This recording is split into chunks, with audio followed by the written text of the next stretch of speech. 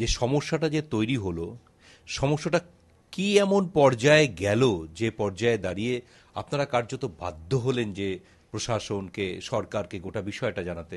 কারণ এত টাকার একটা বিনিয়োগ, এবং আপনারা আগামী দিনে আরও বড় বিনিয়োগের পথে হাঁটতে চাইছেন এ রাজ্যে, সেই জায়গায় দাঁড়িয়ে কি এমন বাধার সম্মুখীন হতে হলো?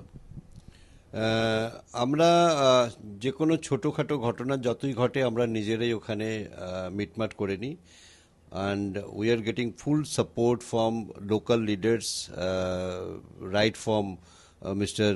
Malay Ghatak, Mr. Prabhat Chatterjee, Mr. Tapos Chakraborty. Full support we are getting and they are cooperating.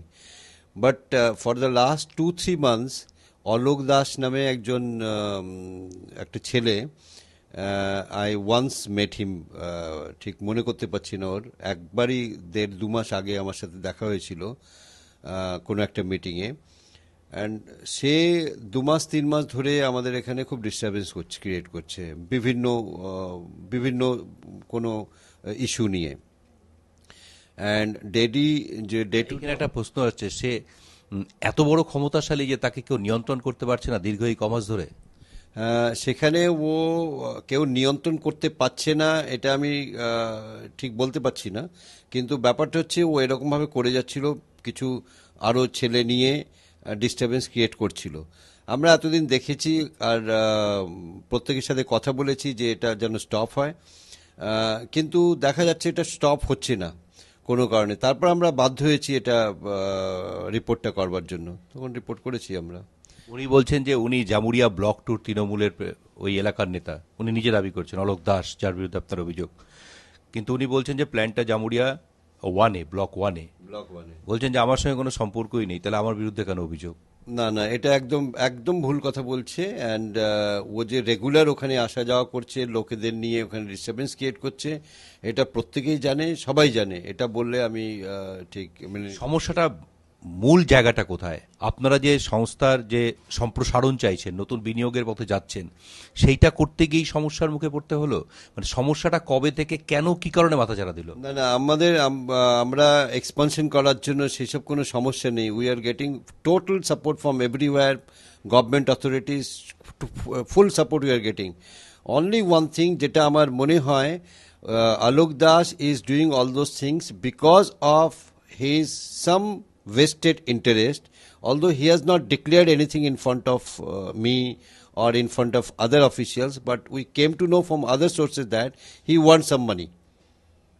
But এ বিষয়ে মুখ্যমন্ত্রী মহাশয়কে আমরা জানিয়েছিলাম এই জন্যই যে 2-1 লোক যারা not directly hardly towards the development, আর তারা যদি এরকম করে তাহলে পার্টির ইমেজটা খারাপ হবে। সেই অর্থে ওনাকে আমরা চিঠি লিখেছিলাম, আর আমরা চাইছিলাম যে এরম ধরনের ঘটনা শুধু আমাদের কেন, অন্য জায়গায় কোনো জায়গায় না ঘটে। সুতরাং এটা ভালো হবে সকলের। ওনার এই হুমকির পরে আপনারা কি ভাবছেন? ওখানে কি সুস্থ স্বাভাবিকভাবে কাজ হচ্ছে, না কোনো সমস্যা হচ্ছে এই হুমকি দেওয়ার পরে ওনার? আমরা ওখানে যে ফ্যাক্টরি চালাচ্ছি, আমরা নিজেদের ইয়েতে চালাই, নিজেদের ভরসায় চালাই। আমাদের কাছে ভালো ম্যানেজমেন্ট ফোর্স আছে, তারা ভালো মতো চালায়। কিন্তু এরম ধরনের কেউ যদি কিছু করে তাহলে আমরা মেনে নিতে পারবো না, কোনো ইন্ডাস্ট্রি মানবে না, এইভাবে চলতে পারে না, কতদিন চলবে এরমভাবে। তো সেই জন্য একটা সুরাহার দরকার আছে যাতে এগুলো স্টপ হয়, এইসব ধরনের কাজ যেন না হয়। যে শিল্পমহলও কিন্তু ব্যাপারটা নিয়ে উদ্বিগ্ন যে এই ধরনের ঘটনা যদি ঘটে, এই যে সাম গ্রুপ অফ ইন্ডাস্ট্রি শুধুমাত্র যে পশ্চিমবঙ্গে ব্যবসা করে তা তো নয়, গোটা ভারতবর্ষে ছড়িয়ে ছিটিয়ে আপনাদের সংস্থা রয়েছে। তো সেখানে অন্যান্য রাজ্যে কি এই ধরনের অভিজ্ঞতা রয়েছে যে রাজনৈতিক হস্তক্ষেপ হচ্ছে, রাজনৈতিক হুমকি হচ্ছে, রাজনীতিটা হুমকি দিচ্ছে, কাজ করতে দিচ্ছে না, বাধা দিচ্ছে, এই ধরনের অভিজ্ঞতা কি অন্য রাজ্যে রয়েছে আপনাদের? আমি যদি বলি এটা রাজনৈতিক হুমকি, আমি ওটা ঠিক বলতে পারবো না। ইট ইজ নট রাজনৈতিক হুমকি, এটা হচ্ছে একজন পার্টিকুলার একটি ছেলে কিছু অন্য ছেলেদের নিয়ে হুমকি দেওয়া। এটা পার্টির বাইরে, আমি পার্টির অর্থে বলবো না, সে তৃণমূলের লোক হোক যাই হোক। আমরা we are looking for the development of the state. Now ডেভেলপমেন্টের জন্য আমাদের যতটা ধৈর্য ধরতে হবে, ধৈর্য রাখতে হবে কাজ করার জন্য, ওটা আমরা রেখে আসছি। আমরা চাই যে কোনো শিল্পপতি অ্যান্ড কোনো শিল্প যেন 2-1 ছেলে বা 2-1 এরম ধরনের ছেলেদের পাল্লায় পড়ে কিছু একটা গন্ডগোল ওখানে হোক, দ্যাট উই ডোন্ট ওয়ান্ট। রাজনৈতিক পরিচয়টাকে যদি আমি বাদও দিই, তাহলে প্রভাবশালী ব্যক্তি এলাকার, যিনি ওখানে ব্লকের নেতা, তার সঙ্গে একটা রাজনৈতিক পরিচয় জড়িয়ে রয়েছে। যে কোনো রাজনৈতিক দলের পরিচয় থাকতে পারে, সে ABCD থাকতেই পারে। এই রকম তোলাবাজি প্রচেষ্টা অন্যান্য কোনো রাজ্যে আপনারা পড়েছেন কিনা, পড়লে কিভাবে তার সমাধান পেয়েছেন? তবে আমরা এরকম ধরনের পরিস্থিতি, ছোটোখাটো পরিস্থিতি ক্রিয়েট হয়, কিন্তু এরকম ধরনের পরিস্থিতি আমরা কোথাও এখনো পর্যন্ত ফেস করিনি। তা আপনারা যে রাজ্য প্রশাসন বা রাজ্য সরকারের হস্তক্ষেপ চেয়েছেন সমস্যা সমাধানের জন্য, এখনো পর্যন্ত কি পদক্ষেপ করা হয়েছে তাদের তরফ থেকে, যাতে এই ধরনের ব্যক্তিকে নিয়ন্ত্রণ করা সম্ভব হয়? তবে আমি আমি একটু বলি আপনাকে, এই ধরনের ব্যক্তি বললে ভুল হবে, একা একজন ব্যক্তি তো করতে পারেন না, এর মধ্যে আরো লোক নিশ্চয়ই জড়িত রয়েছে। তাদের কি সন্ধান করতে পেরেছেন যে উনি কি একজন ব্যক্তি, না ওর সঙ্গে আরো লোক রয়েছে? তবে আমি সকাল থেকে আমি দু একটা ফোন পেয়েছি। আমি পেয়েছি মলয়দার থেকে মিস্টার মলয় ঘটক, মিস্টার প্রভাত চ্যাটার্জি। ওনারা আমাকে অ্যাসুরেন্স দিয়েছে যে এরকম কিছু ব্যাপার নয়, আমরা will take care of that. তবে আমরা যে ওপর মহলে চিঠিপত্র লিখেছি, আমার বিশ্বাস আছে যে এরকম অন্যায় ওরাও হতে দেবে না। দ্যাট বিশ্বাস আমাদের আছে। আপনাদের ওই জামুরিয়াতে এই মুহূর্তে কত কর্মী কাজ করেন? প্রায় 3,000। 3,000 কর্মী কাজ করেন।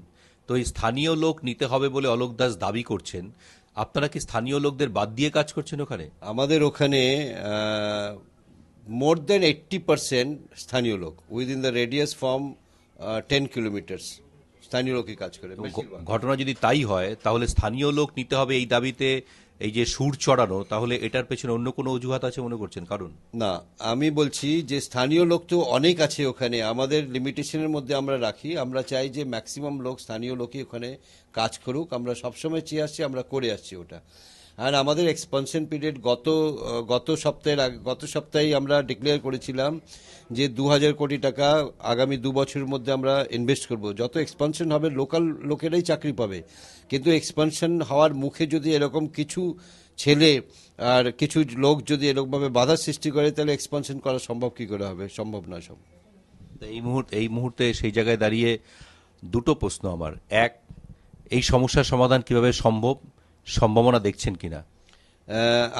আমি প্রথমে বলেছি, এখনো বলছি, আমার পুরো গভর্নমেন্টের উপর পুরো বিশ্বাস আছে আমাদের, অ্যান্ড ওনারা নিশ্চয়ই কোনো কিছু পদক্ষেপ নেবেন যাতে এই ঘটনা না ঘটে।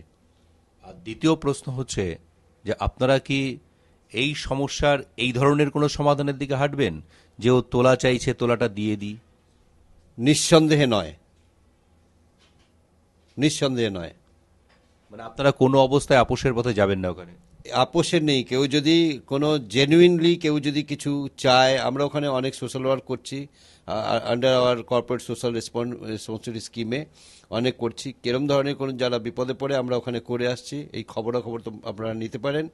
কিন্তু কেউ যদি অযৌক্তিকভাবে এরমভাবে বলে, আমরা ওটা করতে পারবো না আর করবো না। এটা আমার শেষ প্রশ্ন আপনাকে, সেটা হচ্ছে এই যে দীর্ঘ 3-4 মাস ধরে যখন জটিলতা ক্রমাগত বাড়তে থাকলো, আপনারা কি কোনো কর্তৃপক্ষের নজরে এনেছিলেন যে এই ভদ্রলোক, তার সাঙ্গপাঙ্গ এরা, তাদের একটা পরিচয় রয়েছে, তারা এই ধরনের আচরণ করছে, আমাদের কাজ করতে সমস্যা হচ্ছে? কোনো কর্তৃপক্ষের নজরে এনেছিলেন 3-4 মাস ধরে? আমরা লোকাল লিডারদের সাথে কথা বলতাম, সকলের নলেজে আমরা এটা ঢেলেছি। আর আমরা আমাদের ওখানে কোনো কিছু এ ধরনের সমস্যা হলে প্রথম আমরা সবাই মিলে বসে নিজেরা ডিসকাশন করে শেষ করবার চেষ্টা করি। যখন ওটা সম্ভব হয় না, সেই সময় তারপরে আমরা এটা করেছি। এতদিন ধরে আমরা ফ্যাক্টরি চালাচ্ছি। কি মনে হচ্ছে এখন গোটা ব্যাপারটা হাতের নিয়ন্ত্রণের বাইরে চলে গেছে? নিয়ন্ত্রণের বাইরে, আমাদের নিয়ন্ত্রণের বাইরে বলাটা ভুল হবে, কিন্তু ডিস্টারবেন্স যখন কি হয়, আমরা চাইছিলাম যে ডিস্টারবেন্সটা বন্ধ হোক যেমন করে হোক।